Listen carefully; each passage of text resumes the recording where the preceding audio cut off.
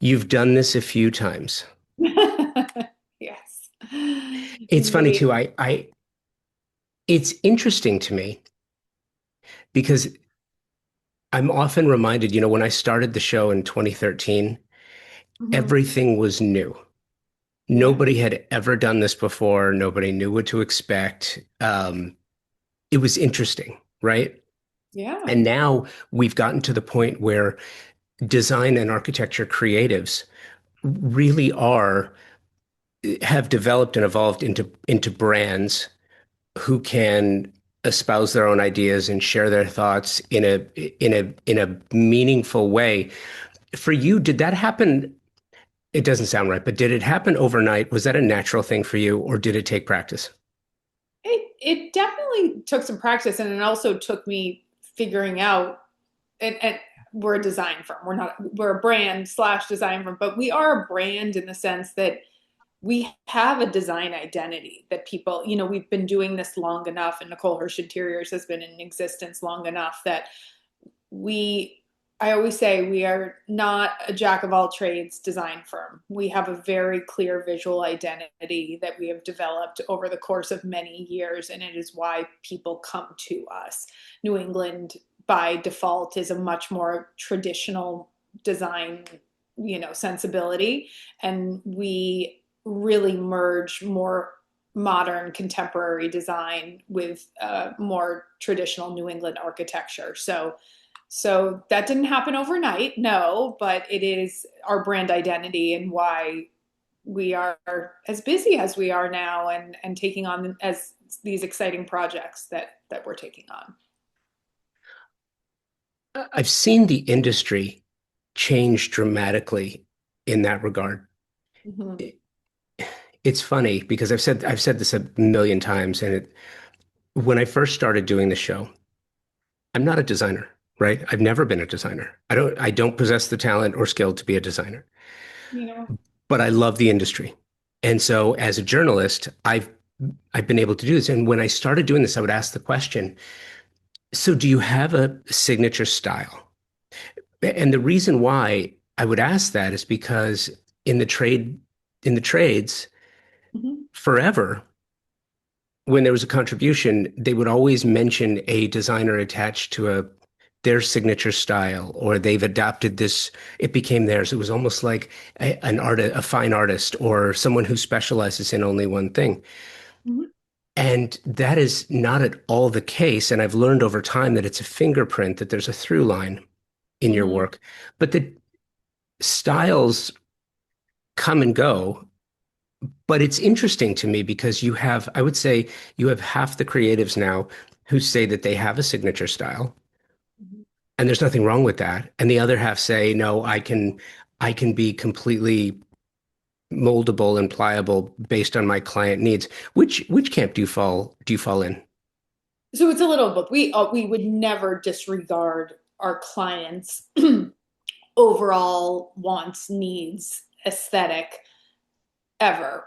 But that being said, clients come to us because they like our aesthetic, right? We have a very established Instagram and website, and we've garnered a ton of press throughout the years. So people are not coming to us because someone tossed out a name and they're like, oh, she's an interior designer. I'll call her kind of thing. They're coming to us because they like our clean, timeless, elegant, neutral, heavily textured, lots of rich materials. They're coming to us for that.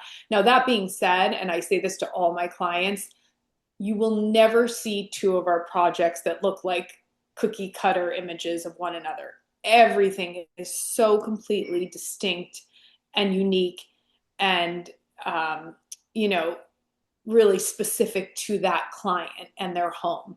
But we're you're not going to see a totally out of left field project from us that's clad with paisley and floral and prints and bright blue mixed with bright yellow. We're just a little more demure than that in our sensibility. Back to how you speak about yourself, your skill set, the firm. Mm-hmm. what you do. And you mentioning, back to the idea that this is not your first time doing this. How have things changed for you over time between, the time when you had to push so hard to get a singular project covered in a singular trade publication? I don't think Mhm. new designers really recognize just how hard that was years ago.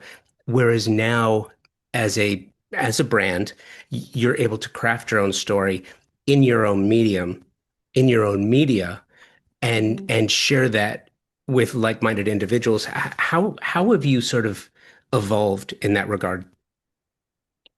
Yeah, so press is harder when you're first starting out because you don't have robust projects to share, right? Like when you're first starting out as a designer, you are so grateful to get one family room and living room in a house, and you do it and you photograph it because you can put it on your social media, and it's a building block to get you to where we are now.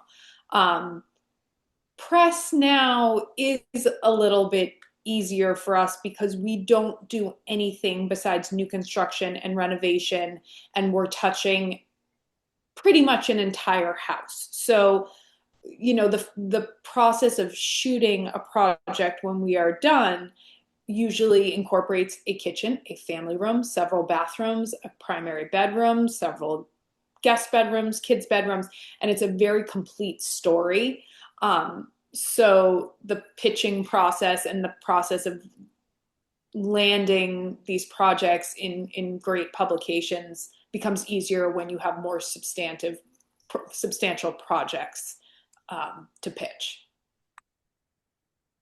I think that goes back to, and it's interesting, the manner in which you shoot your projects, and we're gonna get into that a little bit.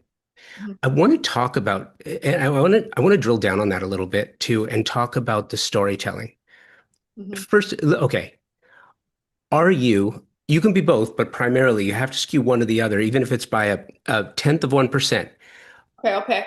Are you a craftsman or are you an artist? Ooh, I I have to pick one, a craftsman or an artist.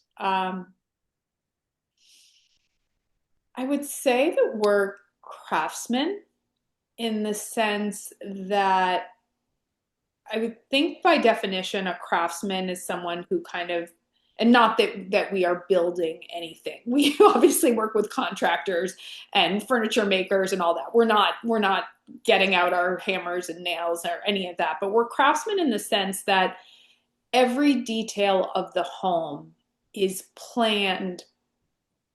So much of it is planned by our team, right? So everything from millwork elevations, which is a craft, to selecting all materials and finishes from tile to wood stain to stone to metal details to light fixtures. There is a craftsmanship to building all those interior finishes. We're not just the artist putting the finishing touches on things with throw pillows and paint and wallpaper. We are the craftsmen that are building the entire vision from the house from the ground up, along with the architect and builder, of course. It's interesting because I want to go deeper than that. I learned years ago in speaking with uh, set decorators Mm-hmm. this idea, and I never really thought about it in these terms. And in working with designers, it's really interesting, architects as well, how they address this idea of prior to ever getting in and putting a light fixture, a single piece of furniture, uh, soft goods, hard goods, this idea of crafting a story, Mm-hmm. evolving a narrative, Mm-hmm. and then making something. And that's kind of where, to me, the craftsmanship or artistry comes in. You know what I mean? It's not about building something necessarily, but when you're crafting your stories, when you're designing your story, that will Mm-hmm. be the final space. Is it an architectural endeavor or is it a craft work? Mm-hmm. Yeah, I mean, every story that we plan by home is based on the architecture of the home, right? So like if we're doing right now, we're in the beginning stages of a full down to the studs gut renovation of a townhome in Boston South End, right? Which are very historic homes. So that's kind of the foundation for our design story is we're going to be taking this very, you know, from one of the most historic neighborhoods in Boston, we're going to be taking this space and trying to keep the integrity of its architecture but combining it with something really kind of modern, you know, in terms of the finishing details, modern and new and all of that. So, you know, that's kind of, I guess, that where we always begin our story from a design standpoint. Well, and it's interesting too, because take, for example, a scenario. I believe, and I want your take on this, the design and architecture industries. I call them one, but it's really two. The industry is on the precipice of an explosion, the likes of which we haven't seen since the end of World War II, when all these GIs came home and needed a place to live. The housing shortage, the housing crisis that we find ourselves in, is not a new idea. It's not a new concept, but it has evolved to the point where first-time homebuyers pushing 40, as opposed to 2 decades ago when the age was, 28, 27, 29, right around that age. And so now you find yourself in new neighborhoods, new broken ground, pushing Mm-hmm. out again into the burbs, into new areas that don't necessarily have that historical reference from Mm-hmm. which to draw. And it's Yep. interesting because is it almost like turning a new page? And when you do that, what is your onboarding process with your clients so that you can extract the known quantity that is, a historical neighborhood to get to the essence of what your clients actually want and need, which is the superpower of a designer. So you're saying when we're doing these projects in more historical neighborhoods in Boston, or are you saying when we're doing new It's construction it's further more of out? it's more of a completely different idea. I'm just sort of exploring. I'm sort of pushing the edges of the envelope here. I'm just curious if you didn't have what is your onboarding process like so that you can extrapolate the historical reference of a neighborhood to get to the true essence of what your clients are asking you for? Because I feel like need is now pushing want.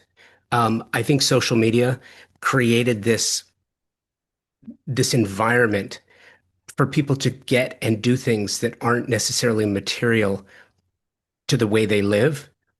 And I feel Mm-hmm. like now that designers are taking a larger role in this, and I think that's true, that it's creating new opportunities for creatives to get to need as opposed to want. Yeah, I mean, so our onboarding process, like we recently wrapped up a beautiful, really extensive project in Beacon Hill in Boston, which of course is the most historic neighborhood. Um, and we kind of took a look at first all of the original architecture and what the existing crown moldings and the exterior of the house and all of that. And there was a lot of that integrity that both our client and ourselves did not want to lose. And so we always kind of take a really good look at what was there, what we want to maintain or recreate in the same exact way that it originally existed, and what we want to change in terms of how we make it more modern.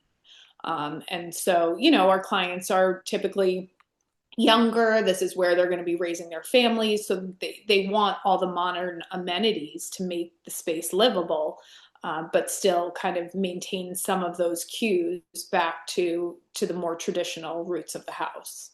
And so that's a very thorough process we go through in the upfront where we look at an array of kind of existing inspiration images and details of crown moldings and flooring and applied moldings and railings and all those things, and then how we can bridge that and mix it with a more contemporary aesthetic through furniture and some new millwork design and all of that. What impact did going to Tulane and living in New Orleans have on you? That was kind of a long time ago. Living in New Orleans was pretty incredible. I think that you know, when I was in college, design was not my first career out of college. I knew that I wanted to work for some large companies and learn marketing. I knew that there's no world. I always knew I wanted to be an interior designer and have my own firm. My mom was a designer growing up, and I loved the industry, but to just jump in and open your own business without having any sort of business acumen behind it is really challenging. So I would say in New Orleans, I was not so focused. I was not as focused as I would be now on the architecture of that gorgeous historic city for sure. Um, but I obviously have traveled and been back since then and traveled around Europe and out on the West Coast and certainly, have a much keener eye now for observing my architectural surroundings than I did maybe when I was in college. Okay, I can see that, but also you and I share something in that I was in New Orleans for the first time at the time you were there. Oh Uh, yeah. I was in media at the time. I was in broadcast, and I was Okay. at the Super Bowl. Oh yeah. And I How was that? mentioned that because Mhm. here's what was interesting about it. You talk about resilience, and you talk about impact, and you talk about attitude, and you talk about New Orleans is one of these cities that has written its own story. It Mhm. has its own vibe. You could it's a completely different place. It's not part of the United States. It is, but It it's has a it's got European it flair. it's got a French flair. It's got a feeling and a vibe all its own. But what's interesting is I was at the Super Bowl. It was right after 9/11, and it was my first time on a plane. It was my first time in a major city going to a major event. And most people who were not, of age when 9/11 happened, you didn't realize, like, we didn't know at the time what the backstory was. It could happen again at any time. And the Super Bowl was probably the most impactful event following 9/11. And it's like, oh, this is going to be a thing. This is going to be a target. But the city's approach, there's a fearlessness and a bravery that surrounds New Orleans and a resiliency. And I'm curious if that impacted the manner in which you create, even though you went and had a first career first. How did that affect the type of designer and the type of creative that you are now? um, yeah, I mean, just you mean living in New Orleans, you're saying, or that specific time period in New Orleans, or Yeah, both. Absolutely. I mean, I think living in such a different city for college certainly expanded my kind of perception of outside of New England and got to live in this really different environment and world for 4 years. I think that as a college kid, you are kind of living in a bubble in the sense that you're there to be in college, and Tulane is it's a beautiful school on a campus removed from Bourbon Street in that kind of realm of New Orleans. But I was focused on studying and friends and living the college experience at that time. I don't think my head was very dialed into how it might affect my future career. Um, but it certainly expanded my horizons to living with different people from different parts of the US and all of that. So I guess it opened my eyes to a different way of living in the country. What did you learn being the daughter of a designer that impacts the firm now? Yeah, oh, absolutely. I mean, keep in mind that when I was growing up, my mom was a designer when I was growing up. we didn't have the internet, right? So the interior design industry was vastly different then than it is now. I mean, so much of what we do as designers now is based on Pinterest and Instagram, and not that we don't, go to showrooms and do all the things and touch and feel, but anytime she was sourcing, she had to go to the design center. That was how you did it, right? So you went showroom by showroom and touched the materials and walked through. And so that kind of allowed me to see interior design. I would go with her on those showroom visits once in a while and like walk through Schumacher and walk through, and all these places that have been around forever and ever. Um, and it did it. Our house always had like this really beautiful aura when you walked in. Everyone was always said, "Your home is so beautiful," and I liked having pretty surroundings. And so even when I had my first apartment after college, I wanted it to feel a certain way. I always knew that home decor and living in a space that felt good to me was important, and I wanted to translate that into my career eventually. Isn't it interesting too, this idea that the way designers would go is they would have a space all their own in the design center. And I think what really, I don't know, give me your take on this, but I feel like what really hurt the industry was getting away from that exclusivity where you could not go to a design center Yeah, unless you were a designer. which is not the case anymore. Yeah. Um, No. Yeah, no, I think that having obviously the Boston Design Center is open to the public. Anyone can go. You cannot obtain samples without a designer, but you can always go through the showrooms and look, which is very helpful. I always suggest that to my clients. But yeah, there is, and just in terms of too, like being able to see everything online now and look and poke and feel and see what other designers are doing on their Instagrams. Um, I guess it's a blessing and a curse, right? Sometimes. So we love that our clients can give us really definitive, strong imagery of something that resonates with them. That's super helpful. And then sometimes they'll send us pictures and things of, not the prettiest design. And they're like, what about this? This looks great. And we're like, you're not going to be happy with that. That's just not. So, it's all a blessing and a curse with how available everything design wise is now.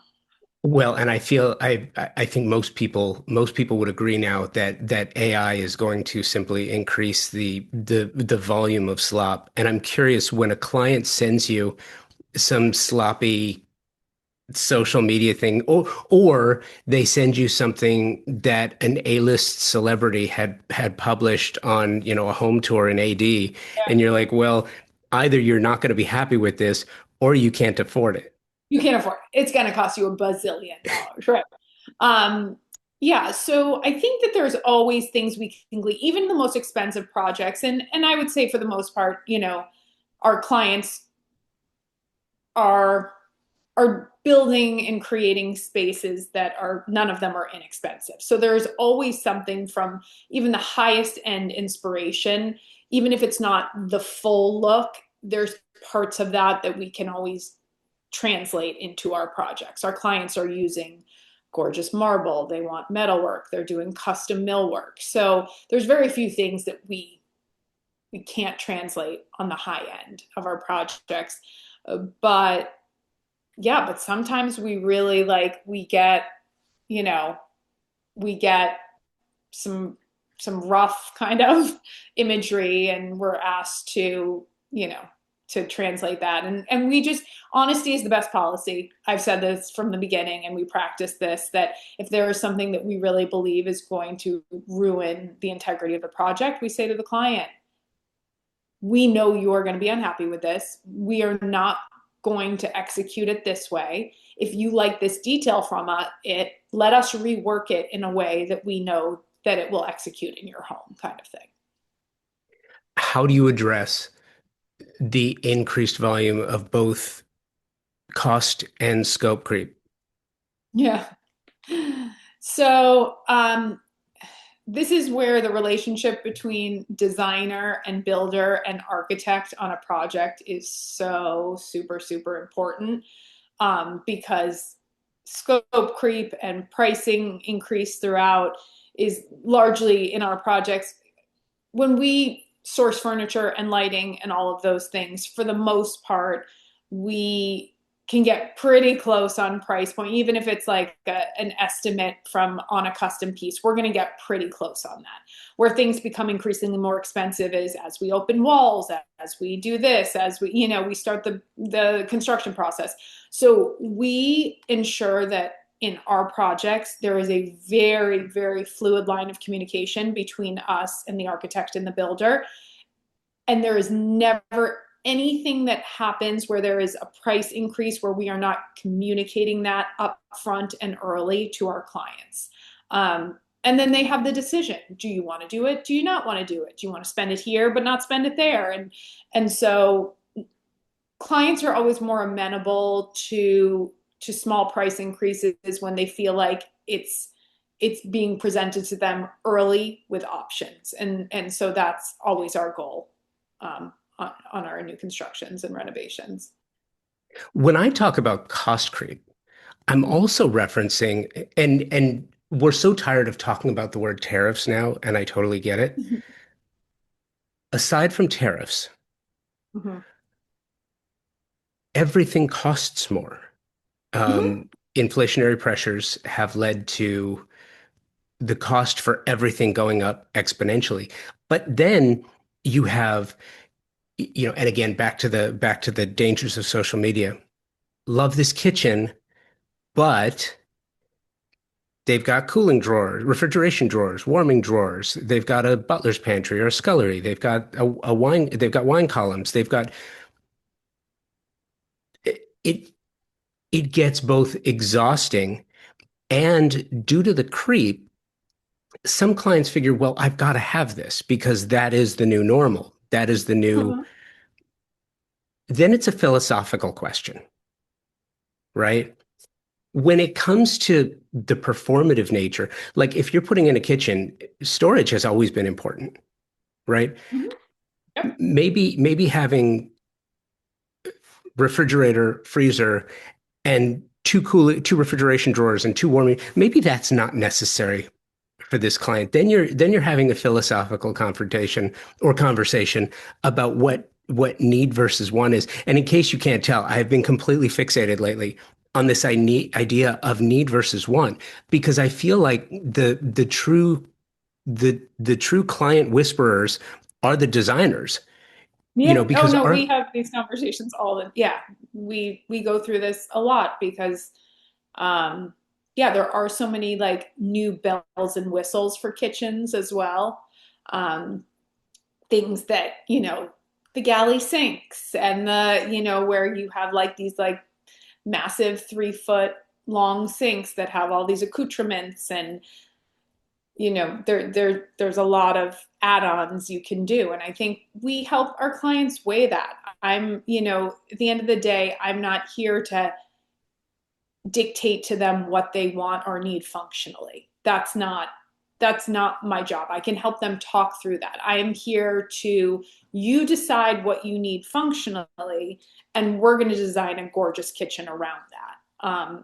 So we certainly help guide them through that process, but by no means am I telling them that one dishwasher is enough and you don't need the second one, because everyone entertains differently and everyone has, people have 5 kids and some people have 2 kids, and so we guide, but we do not dictate on the functionality of things like that. We let our clients lead on that and and then design the around. budget will take it from there.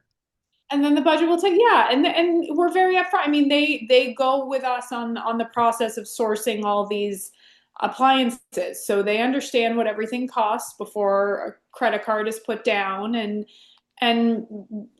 sometimes they're willing to pay for the extras, and sometimes they say we might just eliminate this one thing because it feels egregious and we don't really need it. Yeah, no, totally. That makes perfect sense. And knowing that this is a podcast and I do this all the time. So listeners have definitely become accustomed to going through the process with me. I love looking at projects and I want to look at Yeah. yours too. Yeah. And with that, I wanted to start. Oh, I've already forgotten which one this is. River Glen, River Glen. Yeah. River Glen. Hmm. Being a sucker for a white kitchen, Hmm. loving white kitchens, and in contrast to the trends that say, well, the white kitchens are out this year and you're never going to see a white kitchen again. White kitchens are Contrary. never fully white. They're just not. Nope. It's shades of gray, shades of white. Yep. Love this kitchen. Couple of things I wanted to ask you about. Hmm. You hit every appliance when you were able.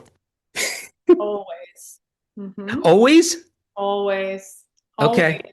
We're into when we like look at kitchen designs in general, we like to keep things as uniform and balanced as possible. And we always feel like when it comes to dishwashers and refrigerators, we want those to not become focal points in a kitchen. We want the millwork to be this cohesive kind of blanket throughout and let the stone and the lighting and the counter stools be the story. So this particular project, first of all, I talk to me about the stonework. Hmm. Yeah. So, we just found um, this quartzite material that we absolutely and the client fell in love with and wanted to use that as much as we could, not only on this kind of chunky large island, but wrapping the hood and then really surrounding that window wall with it as well. So, stone fabricators did a great job of kind of blanketing the rest of the space and really mitering the edges of that window wall. So it kind of sat within there as well. It's not just that. Do I see a pot? I don't see it, but I'm getting the vibe that there's a pot filler.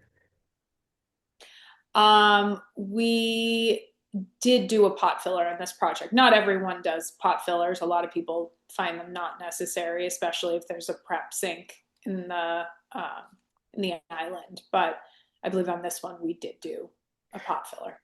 And I love that. And I mention it too because of the amount of, and by the way, if you want to go along with us, check the show notes. There will be a link to Nicole's website to check this out. I mention it because the level and amount of fabrication that went into this seems absolutely extraordinary.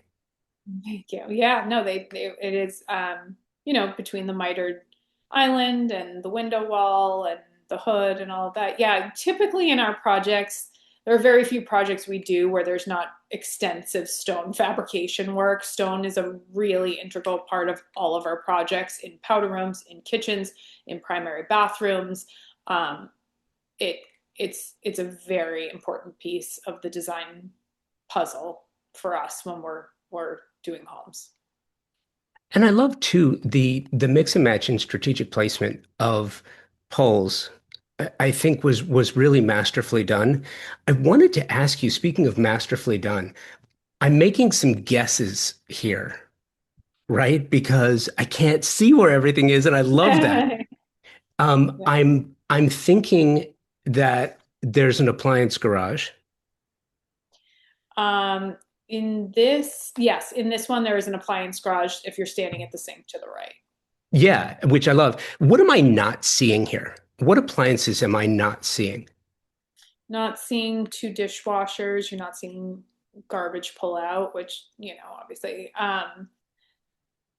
And, right now you're not seeing microwave and you're not seeing refrigerator, which is on the opposite wall. I think maybe we have it on that left. If you're in that picture where the counter stools are, there you go. Now you're seeing the refrigerator. um, so refrigerators on the left, dishwashers on the right, appliance garage, and then there's a microwave in the island, which you can't see. Okay, I have a pet peeve, and so I'm going to throw it out there because I have heard different explanations as to why this is done. When you shoot a project, Mhm. do you always Photoshop out outlets, Yeah. switches, cans. Mhm. Yep, always. Why do you do that? Um, at the end of the day, when you are shooting a project for publication, you are really wanting people to focus on the important design aspects, the lighting, the millwork, the stone, the floors, the furniture, and nobody needs to see the recessed lighting. It's just not it detracts from everything else. We need it functionally in our homes, and same thing with outlets, but we always 100% of the time remove them from our photo shoots. Would that not speak to, for example, your lighting plan? Um, Honestly, to some degree, from a functional standpoint, yes, but the recessed lighting is never beautiful. Like it is what it is. Even if you have tiny little wafer cans in the ceiling, um, it's just not really something that speaks to the overall design. We place it very specifically to make sure that there's light enveloped in the room, but it doesn't feel like something we want to include in our photo shoots. Okay, that's fair. I think it's funny because if I look real close, I can see one recessed that they still have over the sink. Hmm. But I think it's interesting too, because knowing what you have the ability to do with lighting now, it's just extraordinary. And you also talk about the wafer recessed. They've gotten so small, Hmm. yet so incredibly functional. So if if you were to walk me through this particular kitchen, Hmm. what would I okay, so there would be recessed. Hmm. Would there be under counter, Um, under we cabinet, we did not do under cabinet lights in this one, just because there aren't that many uppers. kick plate lighting? Say no. Mm-mm. Is that something you do usually or do not do usually? We do a lot of under cabinet lighting. We don't do kickback lighting. Not I so love much. this kitchen. I love this space. And Yeah. it's so interesting too. This I'm going to guess is a powder bath. Yeah, yeah, it's the mudroom bathroom. You don't find mudrooms in Southern California. Tell me about Yeah. the idea of a mudroom and what is a must-have in a mudroom. Yep. So the mudroom is the room that's right off the garage. So it's your point of entry for anyone living in the house. In New England, it's also a lot of part of the year. It's where you're coming in with muddy boots and snow and all the things. So you need lots of coat hooks, clothes storage for shoes because no one's walking with their shoes, muddy, snowy shoes through the house. It's durable flooring, some sort of large format tile that's super durable, slab, something. And then there's always a bathroom typically in the mudroom, which is like a less formal of your first floor bathrooms. So you have a formal powder room typically, which is closer to your like kitchen living room, and then you have a less formal, which is in your powder. That's kind of the typical layout for most newly built homes in New England. What else do you imagine you that is a fixture regionally for your residential projects that you might not find elsewhere? What are the must-haves regionally? I mean, we people in New England typically need covered parking or a garage in some capacity, right? Because with all the snow that we get, we do have that. I don't know if there's anything maybe besides mudrooms that's that specific to homes in New England. I would say a lot of people here, we don't, not as many people have pools here. I mean, people do, believe me, we've done plenty of houses with pools, but unless that's a summer house specifically. But a lot of people in the kind of Massachusetts suburbs and certainly not in Boston. People don't have pools. Miller Hiller Road. Yes, Miller Hill Road. Yep. Oh, Miller Hill. Yep. Okay. Opens with living room slash game room. This is the basement, actually. That's the basement? Yeah. Wow. Mhm. Love that. Thanks. Really, really love that. Tell me Yeah, about the can't ceiling wait. treatment. Thank Is that you. That's wallpaper? wallpaper ceiling. Yeah. How fun Yeah. is that? Thank you. Yeah, they have four kids. So Okay. lots of play dates, and they wanted a big space where the kids could go, and three of their four kids are boys. And this is the basement bedroom. So this is a large guest bedroom off of that Wow. space. That's amazing. Thanks. Interesting too. How do you address, and again, back to lighting, how do you address lighting in a space like this with certain constraints? Obviously, you have many. Is it a walkout basement or is it a fully enclosed? It's fully enclosed. Yeah, so it's it's a below grade basin. So yeah, we were really specific in our not very high ceilings down there. So we did only recess lighting. We did not do ceiling lighting in this space. And so it was, very intentionally laid out recess lighting. So, it felt nice and light and bright down there. Okay, it does say Miller Hiller Road on the website. Oh, it does? I'm gonna have to correct that. Huh, interesting. One of the things too that wait, which one is this? This one is Um, the Clifford. I, Weston. yeah. Walk me through your ideation and walk me through the creation of this bathroom. So this was a large addition we did on an existing home. And we knew that we were doing a really brand new this was an entire master suite. So bathroom, walk-in closet, primary bedroom was all like on this like annex off the house. And the bathroom had so much space. So we wanted it to feel like really incredibly spa-like. And so we kind of wanted to look at his and hers vanities. We knew that the shower was going to be a really cool focal point, that three-sided glass and steel shower that we did. Um, and then, just having, again, stone be the really cool story, these like marble slabs that we did on the floor, and having that really, really special bathtub, a gorgeous apparatus studio light fixture. We just wanted it to feel like a great big kind of spa-like space with those high ceilings. We added skylights to allow extra light to come in.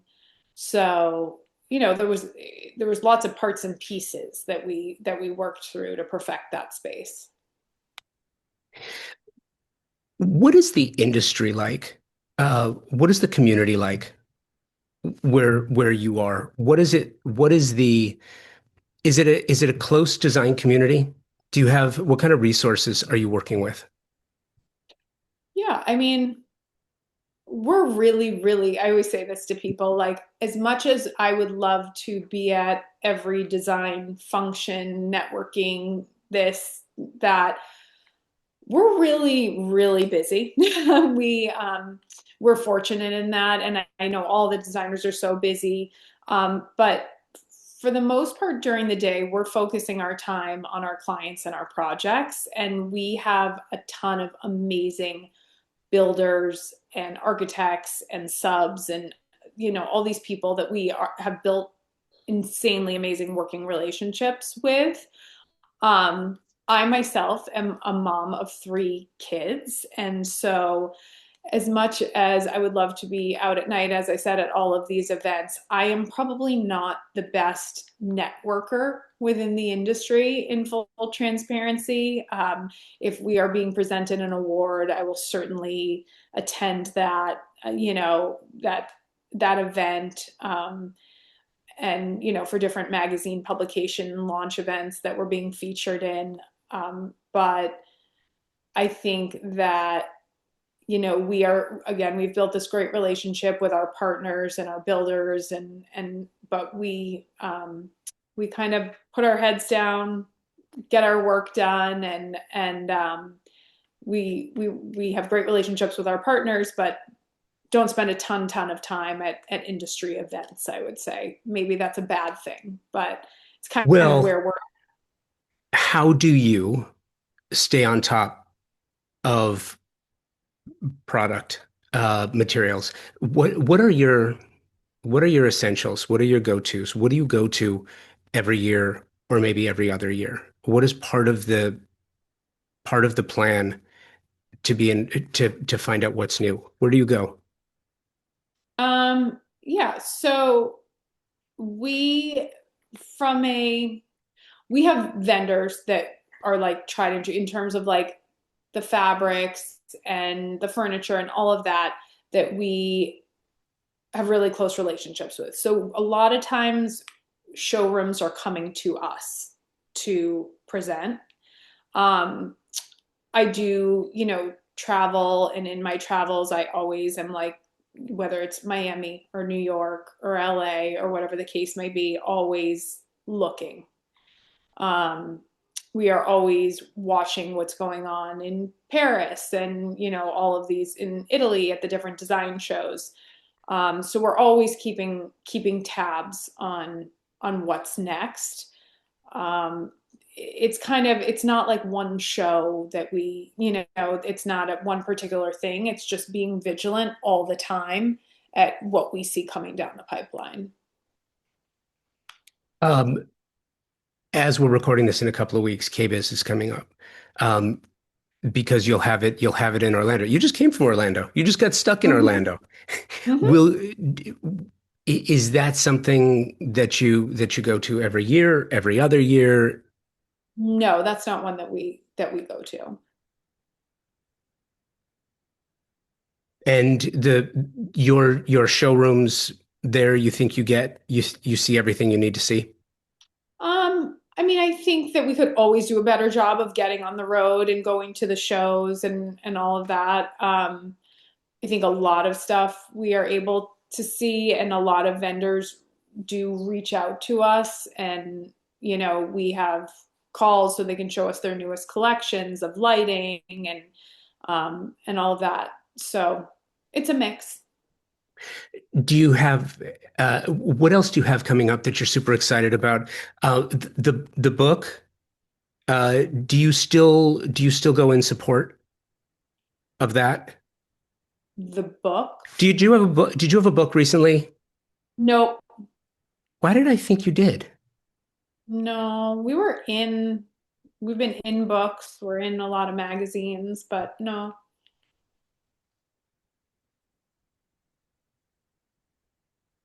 Okay. I know what it was. It was a recently reviewed in the New York Times bestselling book, Elements of Family Style. Yeah. What Yeah, was yeah, that yeah. about? That was a long time ago. That Was was, it? yeah, that was so long ago. That was probably 10 years ago. Have Um, you ever thought about writing your own, putting together your own based on projects you've done over the course of your career? Not yet. I don't think we're there yet. No, not yet. I really am enjoying the design process right now. I'm enjoying kind of this upward trajectory that we're on in terms of the scope and scale and importance of the projects, and I just want to keep building upon that for now. What's the goal? Um, the goal is to continue to create projects that we're really proud of, that are meaningful, that are robust, that, the level of project that we're taking on now, as I said, like we don't do anything that's not new construction or renovation. So we have at the end of the day these projects that we own the entire home and the designs, and that feels like really meaningful to us. Would it be cool to like foray into somewhere different, like restaurants or a retail store? That could be super cool, but we also, I think, feel really fulfilled with what we're doing now at this juncture. We're garnering so much press. We have outreach calls weekly for people who want to hire us for new projects. So we're very lucky that we are continuing on this kind of upward path, and really happy with the state of our firm right now. I think it's really interesting too, because oftentimes, I mean, think about it this way. You're in an industry that is full of people who have created their own future. And I Mhm. don't think we really talk about that enough. When you finished college, you went into marketing. You probably didn't start your own marketing firm. You probably went to work for somebody else. Oh, you started your own marketing firm. Oh, you're a serial entrepreneur. Oh, no, no, no. No, I did not start my own. No, I was agreeing with you. I did not. No, Oh, I was oh, got it. for a Okay. marketing Yeah. company. I did not start my So, own you- marketing firm. so you went to work for somebody else. What most people don't realize is, most designers either come out of school, hang their own shingle, come from a different business, start their own business, or work for someone else, learn what they need to know, and then start their own firm. It's an entrepreneurial, artistic, creative endeavor. Yeah. Because of that, do you think about legacy, or really are you at the place right now where it's like, I just want to keep doing what we're doing in the lane in which we're doing it?